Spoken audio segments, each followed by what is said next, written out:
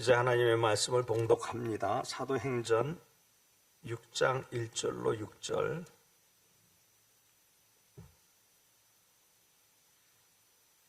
한 절씩 교독하시고 또 마지막 절 합독합니다. 사도행전 6장 1절로 6절.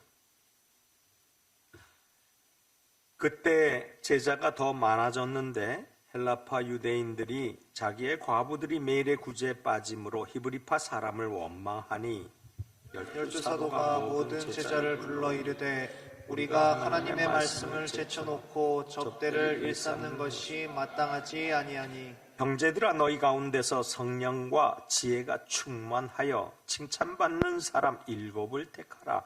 우리가 이 일을 그들에게 맡기고 우리는 오로지 기도하는 일과 말씀 사역에 힘쓰리라 하니 온 무리가 이 말을 기뻐하여 믿음과 성령이 충만한 사람 스데반과 또 빌립과 브로고로와 니가노르와 디몬과 바메나와 유대교에 입교했던 안디옥 사람 니골라를 택하여 사도들 앞에 세우니 사도들이 기도하고 그들에게 안수하니라. 아멘. 이는 하나님의 말씀입니다.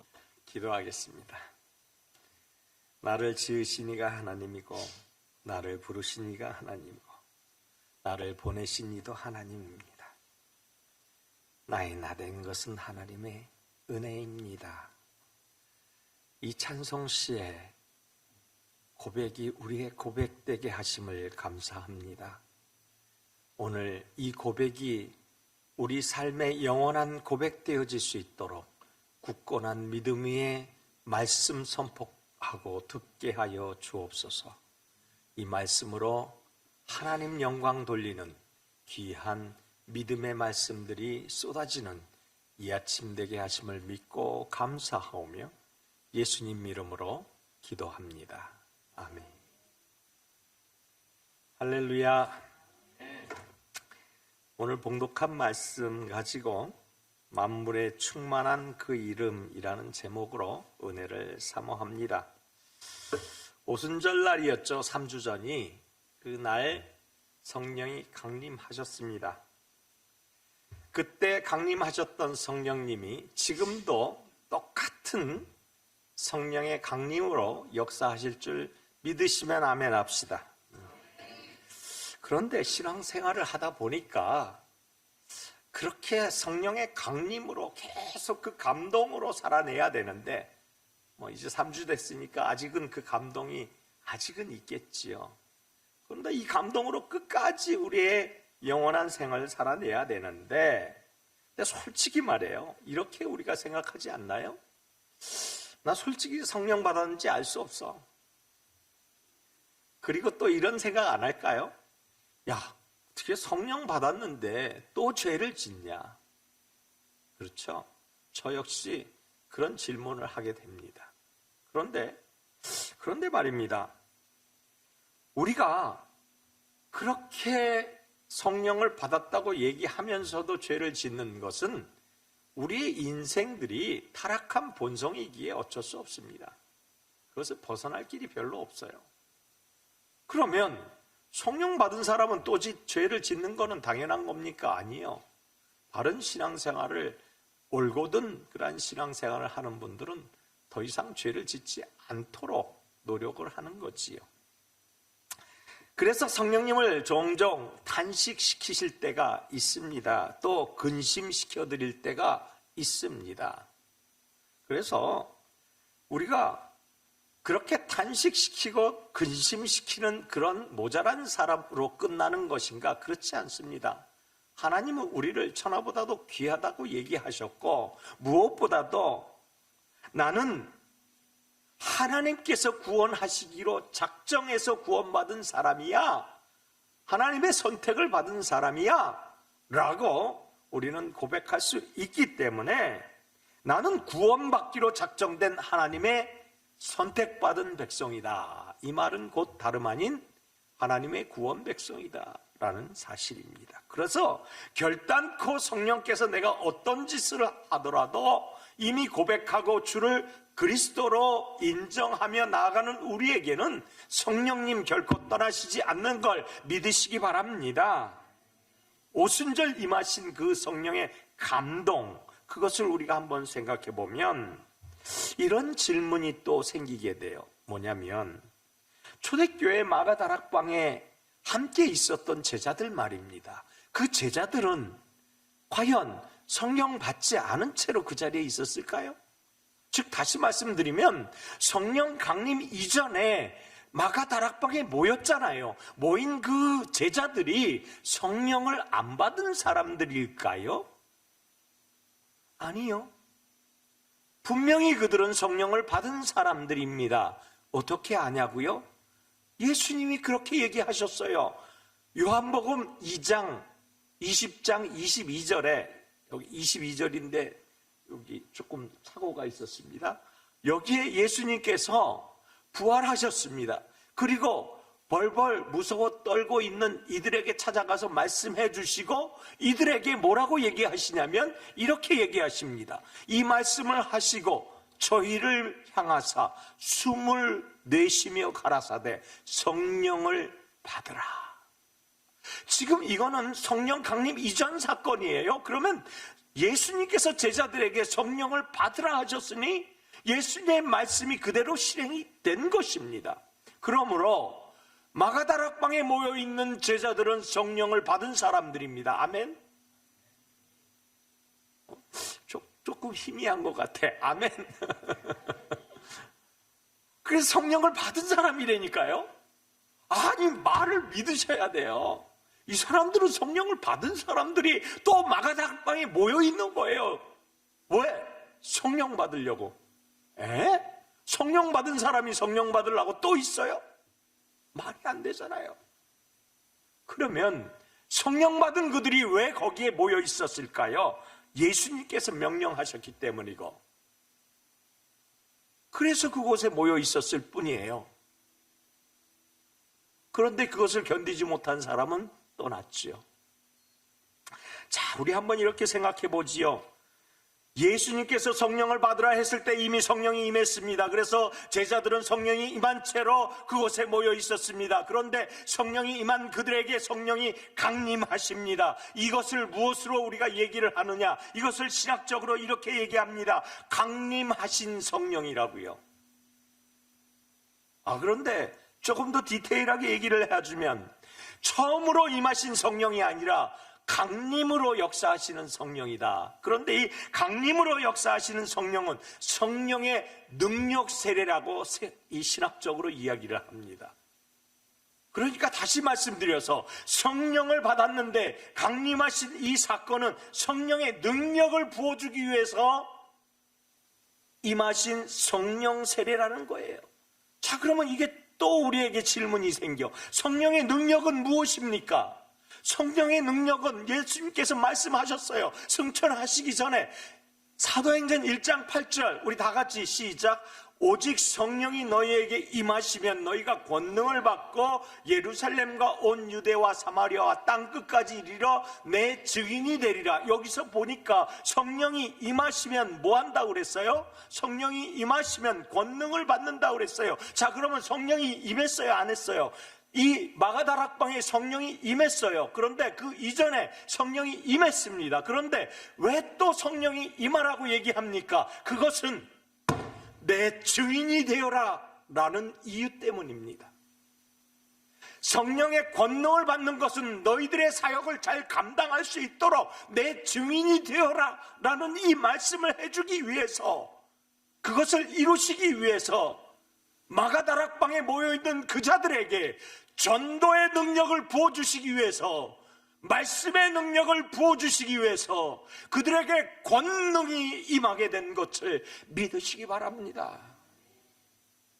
그래서 전도하라고 성령의 능력 세례가 임한 것이에요. 성령의 능력 세례는 누구에게 임합니까? 성령을 받았어요. 제자들이 성령을 받았어요. 그런데 못 받은 사람들이 있어요. 500여 명이 모였다가 120명만 남고 나머지는 다 갔어요. 그러면 나머지는 뭡니까? 성령 임해 있는 사람들이에요. 그런데 성령의 능력 세례를 받은 사람은 120명이에요. 왜요? 왜 그랬습니까? 왜 이들에게만 성령의 능력 세례가 임한 것이죠? 예수님의 명령을 끝까지 지켰어요. 그들 안에는 오직 예수로 충만했습니다. 그러므로 예수로 충만한 자들 아니면은 성령의 능력 세례가 임하지 않는다는 사실이에요. 예수 그리스도의 능력, 그것은 예수로 충만한 자들에게만 임한다는 사실을 엄연히 우리는 이 마가다락방에서 경험하고 있는 것입니다. 여기서요, 또 두 가지 질문이 생각이 돼요. 뭡니까? 여러분 성령 받으셨습니까? 여러분 성령 받으셨어요? 여기 목사님이 그래도 제일 크게 말씀하시는 것 같아. 아멘. 성령 다 받았어요. 그런데 언제 받으셨어요? 어떻게 받으셨어요? 그리고 그 성령이 가만히 생각해 보니까 그 증거가 무엇으로 드러나고 있어요? 이게 궁금한 거예요. 우리에게 임하신 이 성경이 언제 어떻게 어떤 증거로 우리에게 임하셨습니까? 라는 것이 궁금해요. 또 다른 하나의 질문이 뭐냐? 그거는 아까 말씀드렸듯이 그렇다면 성령 충만한 능력 세례를 받기를 원하는데, 그러면 예수로 충만한 그 상태를 어떻게 내가 누릴 수 있을까요? 그래야 성령 충만한 능력 세례를 받잖아요. 그러니까 이 두 가지 질문이 또 생각이 나는 거예요. 그래서 우선 첫 번째로 언제 어떻게 성령을 받았고 그 증거는 무엇인가? 오늘 성경을 찾아봤더니 고린도전서 12장 3절에 사도 바울이 이렇게 얘기합니다. 그러므로 내가 너에게 알리노니 하나님의 영으로 말하는 자는 하나님의 영 곧 예수 그리스도의 성령, 그것으로 말하는 자, 또 성령으로 아니하고는 누구든지 예수를 주시라 할 수 없느니라. 분명히 여기에서 예수 그리스도를 주시라고 하는 모든 자에게는 성령이 임했다라는 사실을 오늘 밝히고 있습니다. 그러므로 여러분들이 세례를 받으실 때 예수 그리스도는 나의 구세주입니다, 그것을 믿습니다, 주는 그리스도시여 살아계신 하나님의 아들이십니다라고 고백을 했을 때 성령님은 이미 내재하고 계셨다라는 얘기. 그러니까 누가 먼저냐, 우리의 고백이 먼저냐, 성령님이 먼저냐 하는 그 이야기는 성령님이 먼저라는 이야기입니다. 성령님이 역사하지 않고는 우리가 주시라고 고백할 수 없기에 성령께서 이미 작업을 하고 계시고 내 안에서 작업되어진 그 말이 튀어나오는 것이 예수를 주라 시인한 것이기 때문에, 예수를 주라 시인하는 사람은 이미 성령이 내 안에서 역사하고 있었다는 증거인 것입니다. 그러므로 언제 어느 때 그 증거가 무엇이냐 하는 것은 내가 예수를 그리스도시여 주라고 고백하는 그때 이미 내 안에 성령께서 작업해서 터뜨리신 것이다 이 말입니다. 그래서 우리는 다 성령을 받은 사람들이에요. 여기 세례 안 받으신 분들은 성령을 안 받았어요. 왜냐하면 고백 안 했잖아요.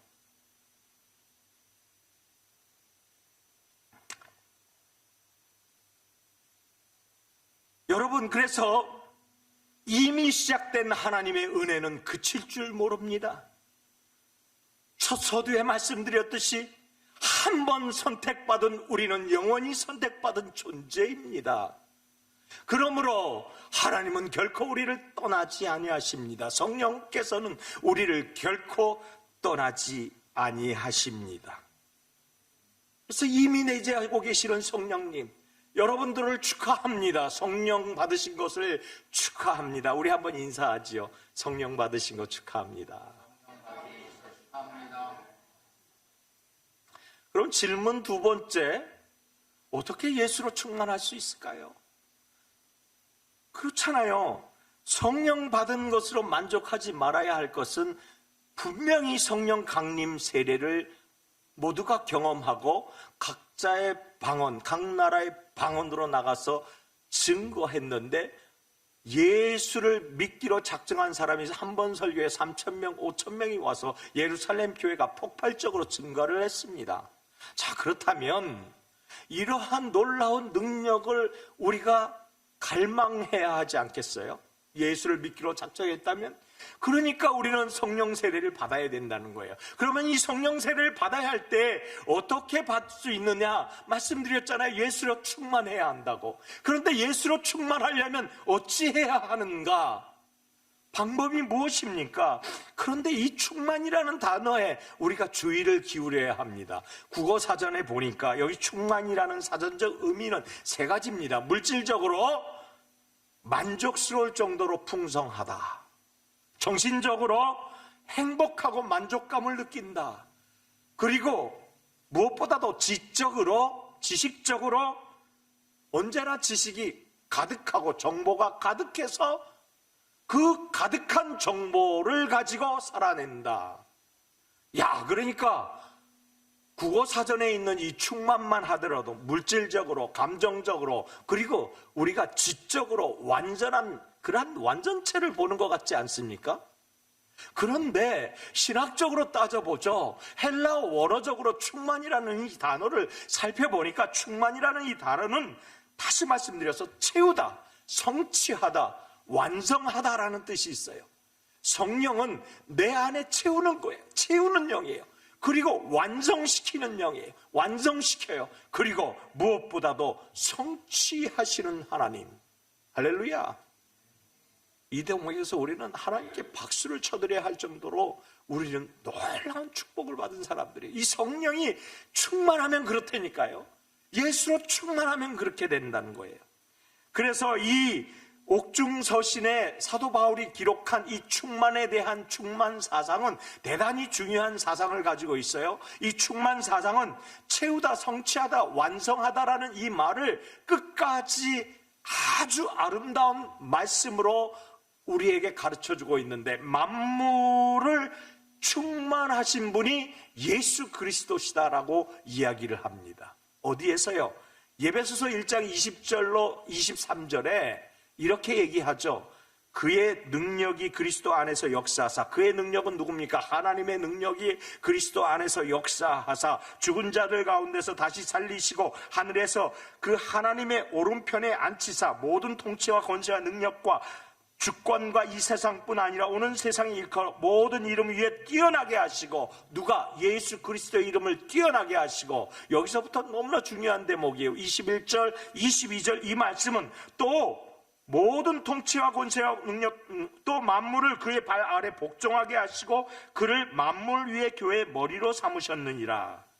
그가 누굽니까? 예수 그리스도를 만물 위에 머리로 삼아주셨다. 교회의 머리로. 그리고 난 다음에 23절 교회는 그의 몸이니, 예수 그리스도의 몸이니 만물 안에서 만물을 충만하게 하시는 이의 충만함이라. 이 구절이 너무나 중요합니다. 만물 안에서 만물을 충만하게 하시는 이의 충만함이다.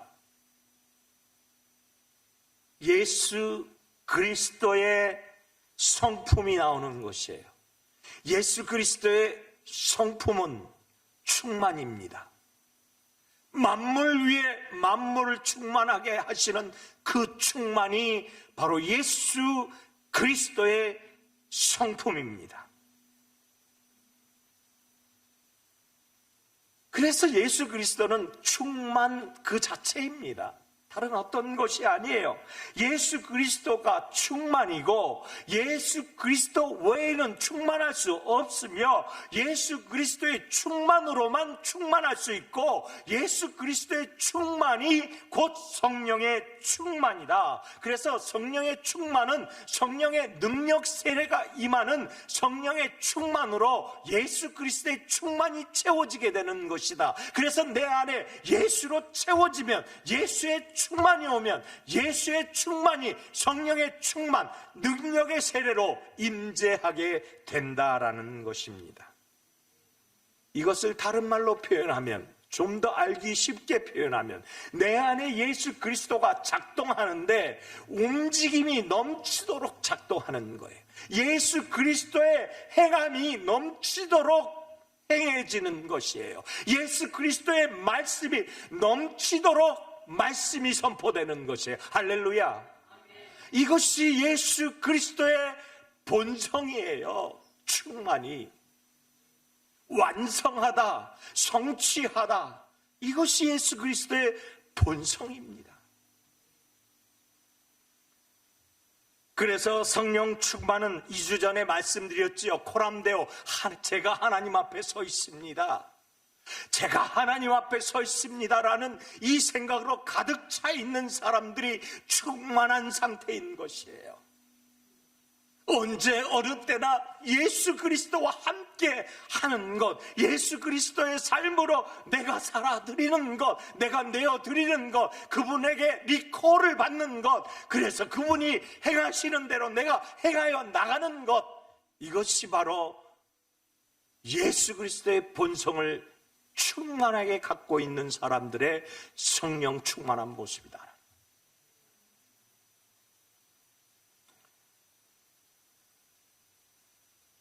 제가 지금까지 말씀드렸던 대표적인 예가 제자들입니다. 제자들 한번 보세요. 제자들은 성령을 받았어요. 분명히 부활하신 주님께 또 성령을 받았잖아요. 그러면 성령을 받았는데 받은 자들이 예수께서 십자가 지실 때 어쨌습니까? 도망갑니다. 그리고 예수님께서 그렇게 당부했잖아요. 500명이 넘는 사람들에게 기다리라고. 그런데 또 도망갑니다.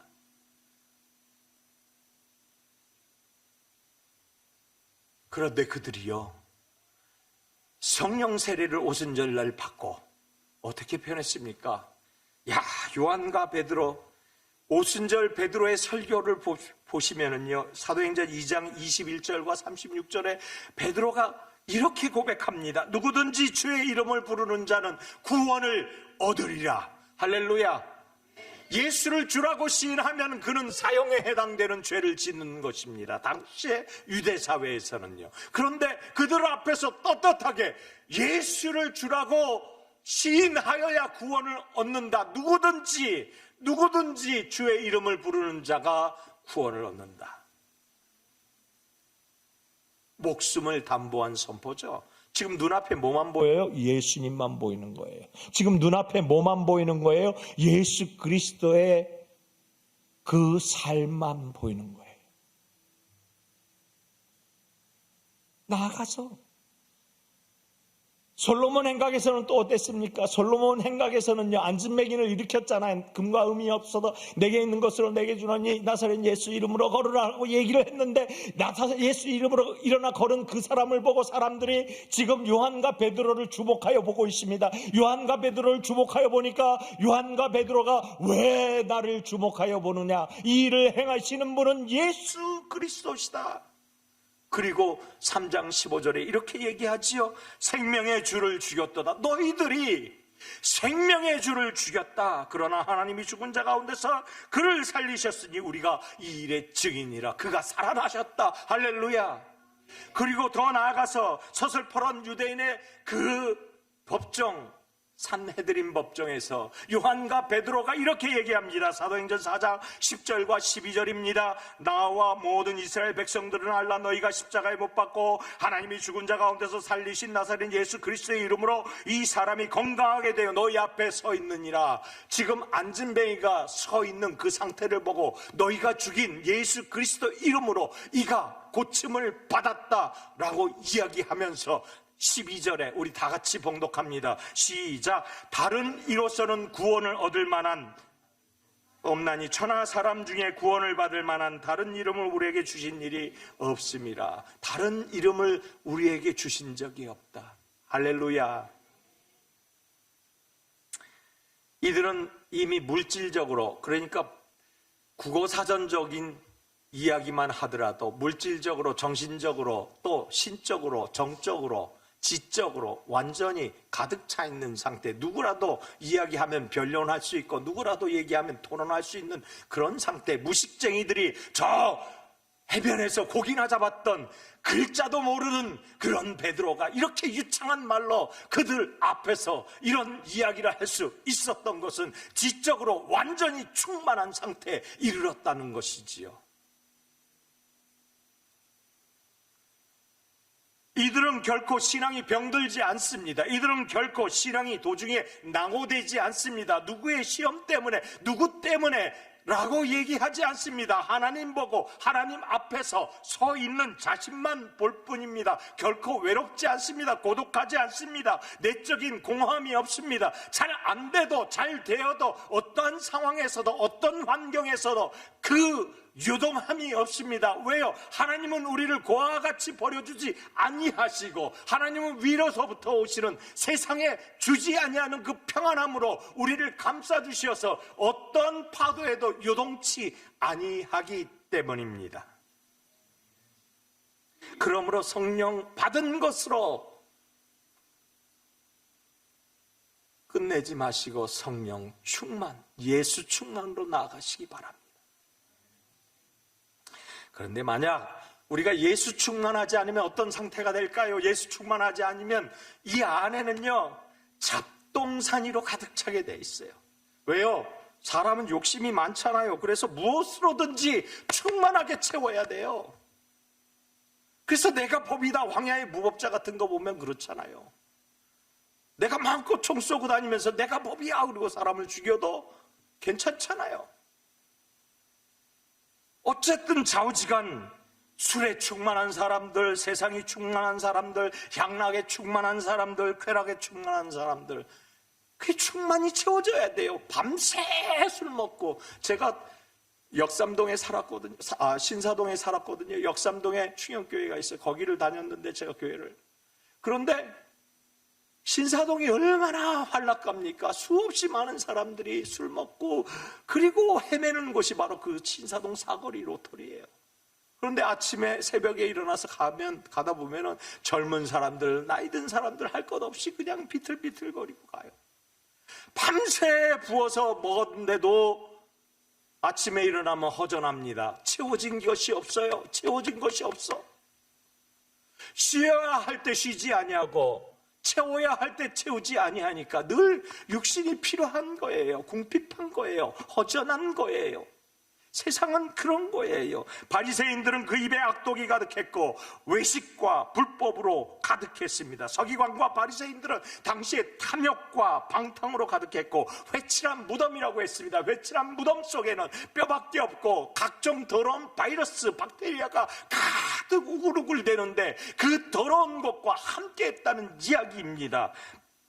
그런데 이런 모습을 초대교회에 하나님을 섬기고 성령을 받은 자가 사탄으로 충만한 우를 범하게 됩니다. 누굽니까? 아나니아와 삽비라가 사탄으로 충만했습니다. 사탄으로 충만하니까 베드로가 이들을 책망하면서 뭐라 했습니까? 어찌하여 사단이 내 마음에 가득하느냐?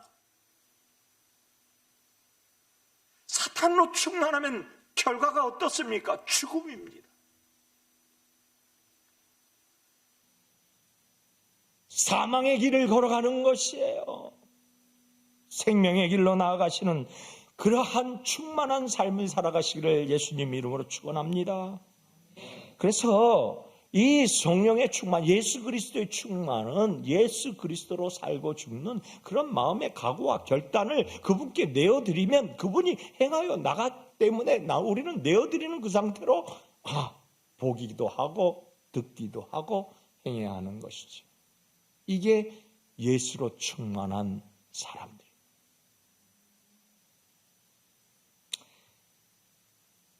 그런데 이 예수로 충만한 사람들을 어떻게 알아볼 수 있습니까? 오늘 본문에 어떻게 알아볼 수 있다고 너무나 자세하게 이야기를 해줘가지고 얼마나 시원한지 모릅니다. 이야, 교회에서 이런 사람들만 있으면 정말 목회할 만할 텐데. 오늘 본문 보니까 그런 사람들을 아주 특별한 사람이 아니에요. 교회 안에서 뽑았다고 했으니까 여러분들 안에 이런 분들이 있다는 이야기예요. 그런데 그런 분들이 누굽니까? 그런 분들이 교회를 다스리고 보니까 교회가 크게 부흥했다라고 얘기합니다. 할렐루야. 여러분들이 부흥을 일으키는 거예요. 목사가 일으키는 것이 아니고 여러분들이 크게 부흥을 일으키는 거예요. 왜냐하면 오늘 본문의 말씀이 그래요. 오늘 본문의 말씀이 성령에 충만한 사람들의 특징 첫 번째가 지혜 있는 사람이라는 거예요. 지혜 있는 사람. 그런데 이 지혜는 성령이 주시는 지혜여야 된다는 거예요. 할렐루야. 세상의 지식도 있습니다. 그리고 세상에 여러 가지 능력도 있습니다. 물질도 필요하겠죠. 그래서 사역을 도울 수 있을 것입니다. 그러나 그것들이 다 필요 없고 첫 번째 자격 요건은 성령의 지혜라는 거예요. 할렐루야. 성령의 지혜, 오늘 본문 3절에 보니까 형제들아 너희 가운데서 성령과 지혜가 충만하여, 성령과 지혜가 충만하여, 지혜가 충만한 사람, 지혜의 본체 되시는 예수 그리스도의 영이 우리 안에서 완성시키는 지식으로 말미암아 지혜 있는 해안이 열리고 귀가 열리고 말씀이 열리는 것을 볼 수가 있는 것입니다. 그래서 하나님의 사역을 잘 이루는 사람은 거룩한 지혜가 충만한 사람이에요. 이걸 거룩한 지혜라고 합니다.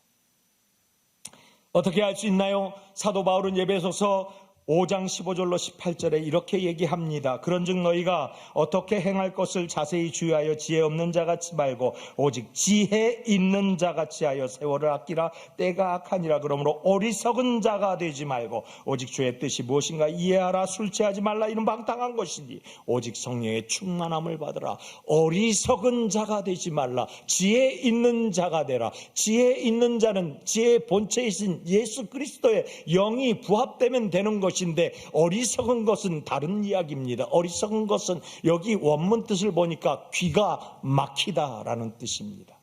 듣지 못한다라는 뜻입니다. 어리석은 사람은 이야기를 해도 못 듣습니다. 말을 해도 알아듣지 못합니다. 그러나 지혜로운 사람, 지혜롭게 행동하라 할 때 그 지혜는 잘 듣습니다. 잘 봅니다.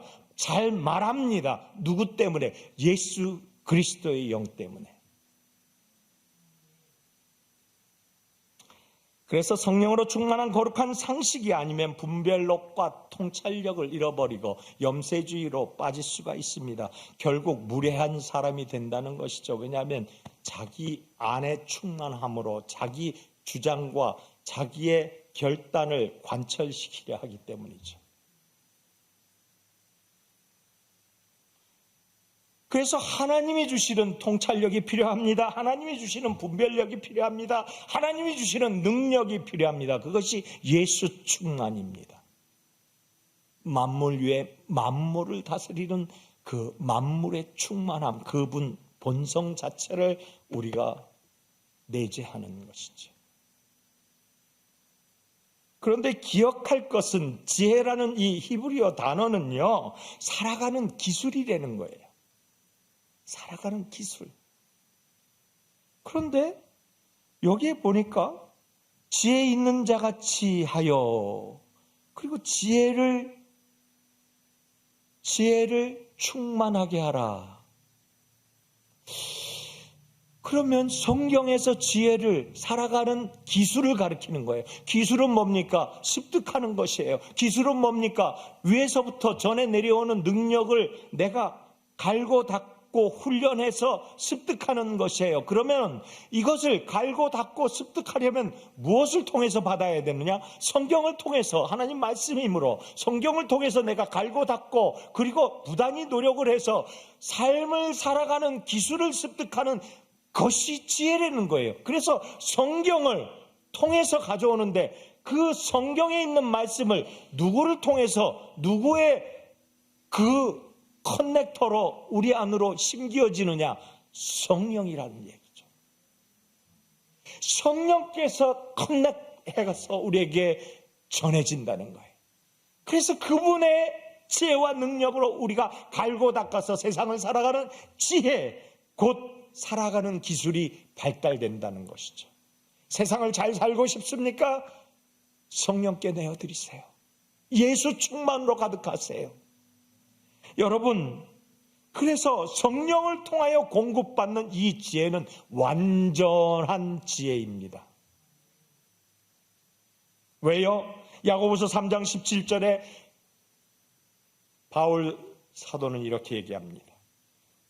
이 성령으로 난 지혜를 가진 사람은 위로부터 난 지혜라고 얘기를 하고 표현합니다. 그러므로 저는 이것을 거룩한 지혜, 예수 충만의 지혜라고 얘기하는데, 그것의 첫째 성결하고, 할렐루야, 화평하고 관용하고 양순하고 긍휼과 선한 열매가 가득하고 편벽과 거짓이 없다. 얼마나 아름답습니까? 얼마나 포근합니까? 얼마나 사랑스럽습니까? 이렇게 예루살렘 교회의 첫 번째 사람들을 세우는 작업에 가장 먼저 주안점을 뒀던 것이 지혜 있는, 지혜 충만한 자입니다. 바라기는 우리 공동체도 이러한 지혜 충만한 하나님의 백성이 불같이 일어나기를 예수님 이름으로 축원합니다. 나아가서 한 가지 더 살펴볼 게 있어요. 그러면 또 다른 특징이 뭐 없습니까? 있습니다. 오늘 본문에 보면 칭찬받는 사람이 되는 거예요. 여러분, 칭찬해 주는 사람도 귀하지만 칭찬받는 사람은 더 귀한 줄 믿읍시다. 칭찬받기가 어려워요, 여러분. 칭찬해 주는 거는 쉬워요. 그냥 해주면 돼요. 립서비스 해주면 돼요. 그러나 칭찬받는 것은 진짜 사람들에게 내가 잘했나 보다라는 것을 인식하게 되는 놀라운 에너지가, 시너지가 생성이 되는 거예요. 그래서 칭찬받는 사람이라는 얘기를 오늘 본문에서 얘기를 합니다. 오늘 본문 다시 3절로 가니까 형제들아 너희 가운데서 성령과 지혜가 충만하고 칭찬받는 사람이라고 얘기해요. 할렐루야. 칭찬받는 사람은 성령으로 행하지 아니하고는 칭찬받기가 어렵다는 거예요. 하나님을 기뻐하는 사람이 칭찬받는다는 거예요. 스데반은 예수님께서 하나님이 위로부터 탁 보좌에서 일어나는 것을 보고 있었습니다. 그래서 그가 죽으면서도 기뻐한 얼굴을 가질 수 있던 것, 그리고 그가 모든 예루살렘 공회에서 칭찬받는 사람이 되었다라는 것, 그리고 이전에도 그랬다는 것. 교회가 핍박을 받습니다, 여러분. 왜 핍박을 받습니까? 너무 부흥하니까 불안한 거예요. 유대인들과 사두개인과 그 서기관들이 불안한 거예요. 그래서 예루살렘 교회를 핍박하기 시작합니다. 예루살렘 교회에 사도들이 있었는데 사도들을 막 핍박하고 성도들을 채찍질하며 구속시키고 갖은 핍박을 다 합니다. 그래서 예루살렘 교회가 흩어집니다. 흩어지면서도 이 사도들과 성도들은 뭐라고 얘기합니까? 사도행전 13장 52절에 제자들은 기쁨과 성령이 충만하니라. 쫓겨가면서도 기쁨이 충만한 거예요. 무엇으로? 성령으로 충만하고 기쁨으로 충만한 거예요. 여러분, 이 사람들을 어찌 칭찬하지 아니할 수 있겠습니까? 우리가 이 성경을 읽을 때 이 사람들에게 대해서 우리가 무엇이라고 이야기를 합니까? 이야, 이 사람들 대단한 사람이다. 우리의 믿음의 선조들이다. 우리 믿음의 선배들이고 우리 신앙을 본받을 만한 그러한 위대한 인물들이다 라고 이야기합니다. 성령 충만은 예수 그리스도로 충만하고 예수 그리스도 때문에 칭찬받는 사람들을 일컬는 것입니다. 안디옥 교회 제자들은 그리스도인이라는 이름으로 칭찬을 받습니다. 왜요? 바나바가 그랬어요. 바울이 그랬어요. 그곳에 속해 있는 안디옥 교회에 속해 있는 성도들이 그랬습니다. 그래서 사도행전 11장 24절에 바나바를 가리켜서 이렇게 얘기합니다. 바나바는 착한 사람이요 성령과 믿음이 충만한 자라. 이에 큰 무리가 죽게 더하더라. 할렐루야. 성령과 믿음이 충만한 그 자에게는 기쁨이 있습니다. 기쁜 사람 뭡니까? 착한 사람 뭡니까? 선한 사람이고 칭찬받는 사람이라는 이야기입니다. 디모데도 형제들에게 칭찬을 받았습니다. 그리고 다메섹에서 아나니아가 살았는데 그도 유대인들에게 칭찬을 받았는데요. 사울의 눈을 뜨게 해서 바울이 되게 한 사람입니다. 그런데 바울이 눈을 뜨고 난 다음에 이 아나니아를 바라보면서 성령이 충만하여졌더라 라고 얘기합니다. 아나니아도 성령의 충만함으로 지혜가 충만하여서 사람들에게 칭찬을 받은 사람들입니다.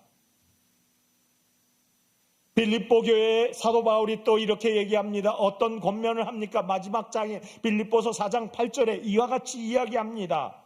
무엇이든지 사랑할 만하며 무엇이든지 칭찬할 만하며. 빌립보 교회에 권면하는 것은 다른 것이 아니었습니다. 칭찬받을 만한 일을 하라. 우리가 교회에서 공동체에서 칭찬받을 만한 일이 무엇입니까? 이것을 찾아서 해나가는 것이죠. 이것이 부흥이 되는 가장 중요한 시작이에요. 앉아 있으면 안 되는 거예요. 충만은 흐르는 것이고 움직이는 것이고 동사 완료형입니다. 계속 진행되어야 한다는 거예요.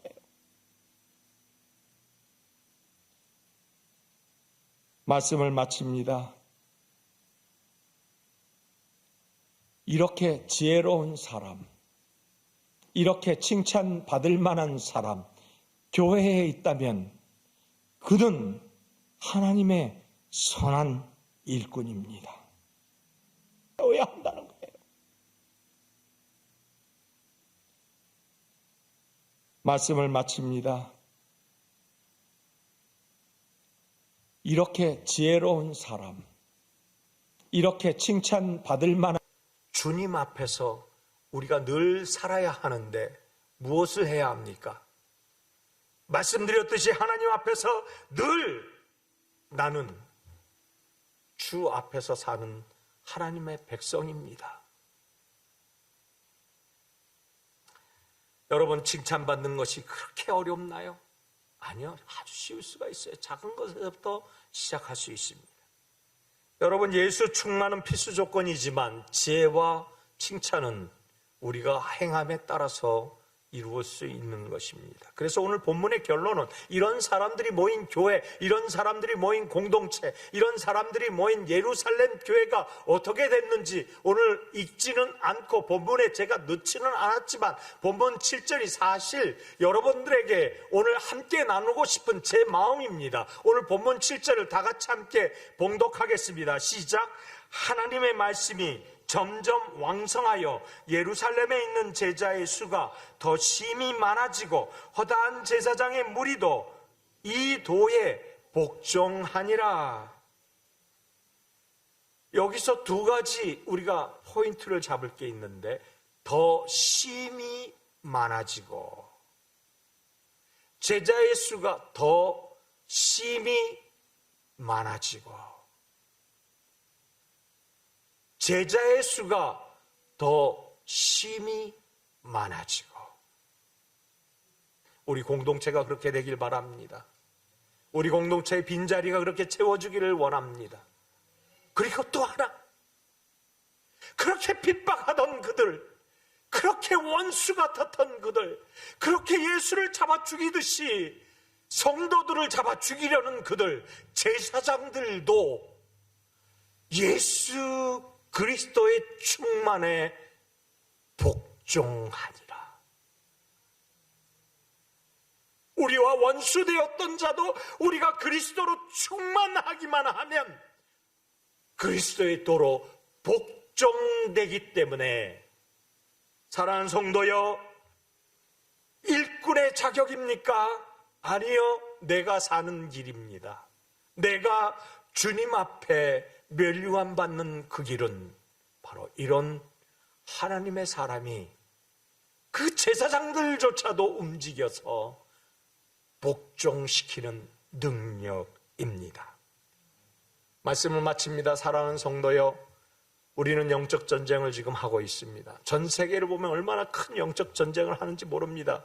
그런데 이 영적 전쟁의 배후에 있는 그들을 바라볼 줄 알아야 합니다. 전쟁이 왜 났느냐고요? 기근이 왜 일어나느냐고요? 그리고 왜 지진이 일어나느냐고요? 여러분, 원인이 다들 있습니다. 시간 관계상 말씀은 못 드리지만 그 배후에는 사단의 세력이 있다는 것을 우리는 알아야 합니다.